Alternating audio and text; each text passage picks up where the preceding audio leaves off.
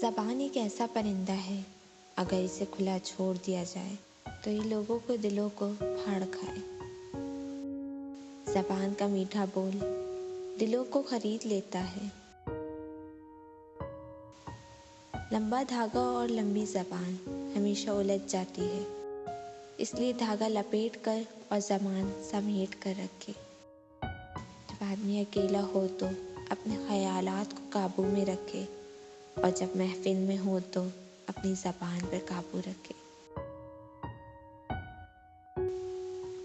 जो दिलों में शिकवे और ज़बान पर शिकायतें कम रखते हैं, वो लोग हर रिश्ता निभाने का दम रखते हैं। किसी ने बुजुर्ग से पूछा, इंसान में कितना ऐब होते हैं?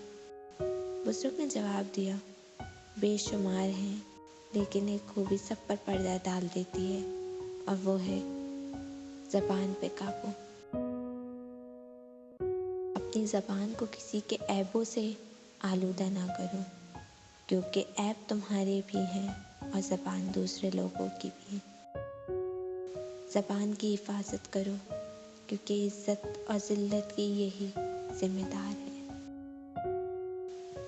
हमेशा इखलाक से बात करो, क्योंकि इंसान पर सबसे ज़्यादा मुसीबतें उसकी ज़बान की वजह से आती हैं। ज़बान का वज़न बहुत ही हल्का होता है, मगर बहुत कम लोग ही इसे संभाल पाते हैं।